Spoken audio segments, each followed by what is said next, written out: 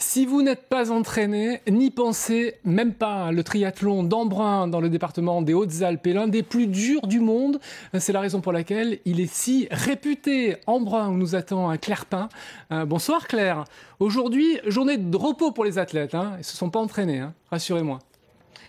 Oui, c'est exactement ça Thierry. Aujourd'hui, c'était plutôt jour de relâche pour les athlètes et pour cause, dès demain matin, il faudra être très en forme. Départ dès 6 h du matin dans l'eau. Alors aujourd'hui, la journée était plutôt consacrée à l'organisation et notamment à la dépose des vélos. Regardez ce reportage enregistré cet après-midi avec Michel Serran. Le parc à vélo se remplit petit à petit. Demain, à 4 h du matin, 1500 triathlètes s'équiperont ici pour la première épreuve, la natation. 3 km 800 de nage, suivi de 188 km de vélo et pour finir, un marathon.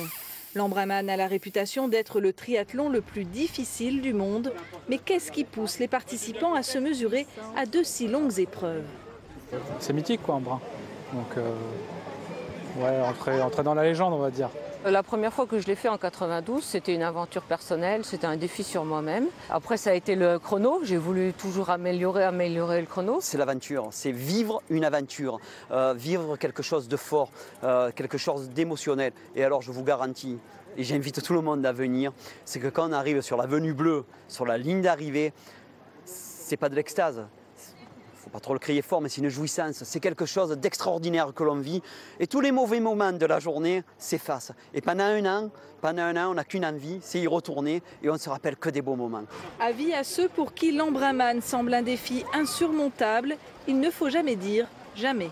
Je suis venue accompagner mon copain, je crois, il y a 9 ans, ici pour la première fois. J'étais à VTT dans Chalvet. Il y a un monsieur qui m'a dit Madame, c'est quand que vous prenez un dossard? Je dis monsieur, jamais, c'est trop dur ici. Voilà. 9 ans après, voilà, je suis au départ. Côté femmes, Jeanne Collonge a remporté l'Embrunman l'an dernier. Alors, a-t-elle la pression pour renouveler l'exploit? Mon objectif, c'est pas... bien sûr, c'est de faire la meilleure place possible.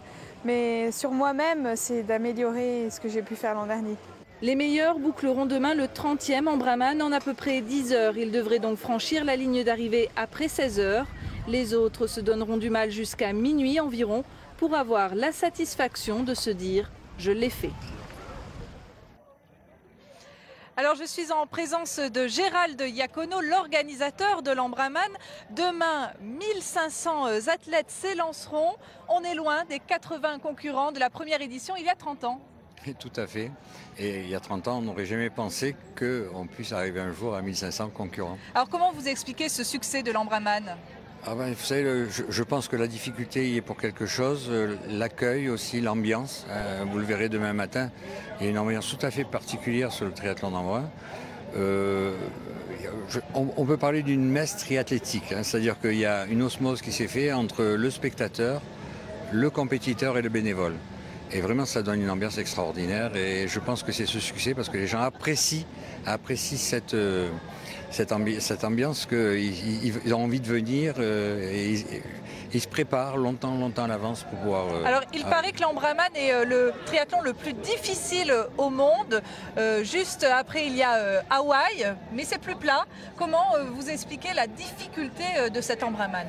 Bien, c'est simple, c'est qu'on a 5000 mètres de dénivelé donc, sur le vélo, 400 mètres en natation, on est en altitude, on est en eau douce. Donc c'est tous des facteurs aggravants en termes de difficulté. Et bien qu'on ait les mêmes distances qu'Hawaï, en fait, ce dénivelé fait qu'on a plus de difficultés à avancer, puisque la vitesse est moins grande. Donc on arrive d'ailleurs à des écarts importants, qui sont de l'ordre de presque 2 heures. Alors 10 heures de course pour les meilleurs. Comment on se prépare à un Embrunman? Il y a 2 niveaux, il y a l'amateur et puis il y a le professionnel. Donc le professionnel s'entraîne régulièrement. Quotidiennement? Quotidiennement, oui. Il va avoir des objectifs de saison, donc il va se fixer 2-3 objectifs de saison. Et puis l'amateur, lui, qui va se fixer un objectif de saison parce qu'il ne peut pas faire plus. Donc il va choisir par exemple l'Embrunman.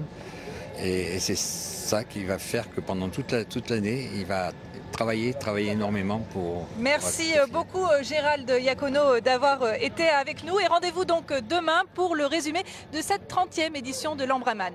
Merci Claire, je rappelle juste les distances, 3,8 de natation, 186 de vélo.